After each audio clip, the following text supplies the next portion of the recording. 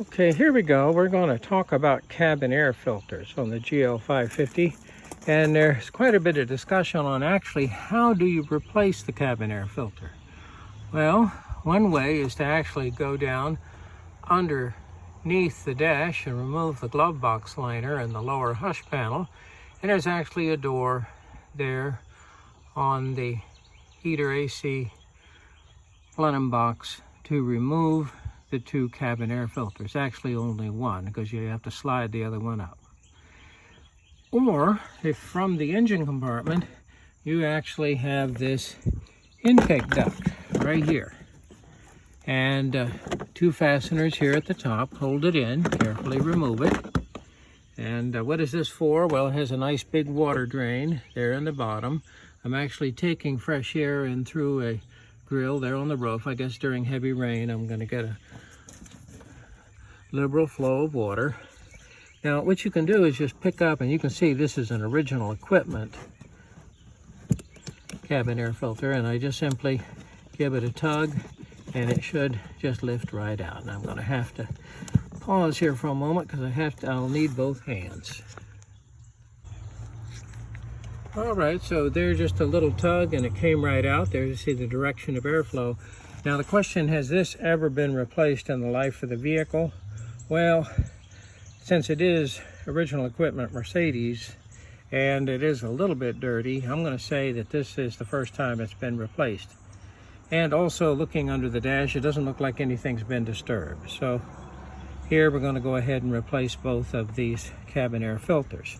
Now, after removing the first one, apparently it's important that you slide this one over, because there's supposedly some locating pins, but I sure didn't detect any.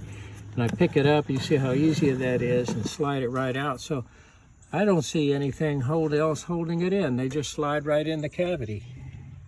Right there. Yes. So I would say this is pretty straightforward. Now, of course, we have couple of man filters. I asked for the activated charcoal. Let's take a look at them.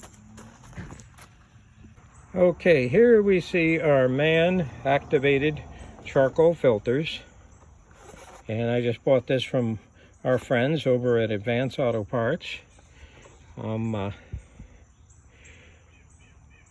They were moderately priced, and of course MAN is a German company, and this I would think would be as close to original equipment as you could get without actually purchasing them from Mercedes. And of course Mercedes doesn't make filters.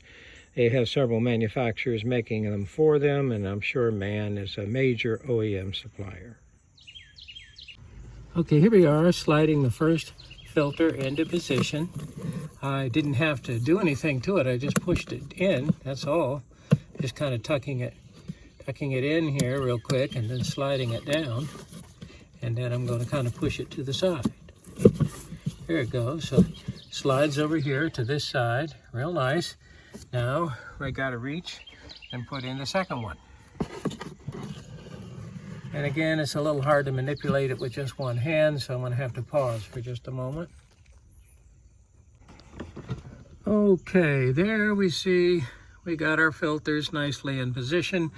Now the MAN filters are very flexible, so it really wasn't a problem. First one just slips in and slides over. The second one, what happens is you need a flexible filter, because I got to collapse the installed filter just a little bit to slide this down in position. But there it is. No problem. Pay attention to the arrow there on the direction of flow, which of course should be facing towards you as you install the filter. Now I'll go ahead and put my plenum cover back, and she's ready to go. Now, as you put the plenum cover back, this would be an excellent opportunity to make sure you don't have any leaves or debris whatsoever in my little drain right there. So that's our water drain. Here we have the lower seal. I had actually cleaned this out before. Really, it wasn't too bad, but this may have some leaf and debris in it. And of course, here we see the cover, and as you can see, I'm going to go ahead and place it in position here, and it slides right into position without any trouble. And then I'm going to go ahead and secure it here at the top. There we go. Now we're all back together. Now remember, just the little clips that are holding the plenum on, they're right here on the top. And if you want to pop those off, all we do is just take the little flathead screwdriver and gently push them up. I put just a little bit of silicone lube on them just to make so that they go on and off real easy. And the silicone lube is the same thing as the spark plug dielectric grease, and it does not harm the plastic in any way. It will make it so they'll always be, for the life of the car, very easily removed.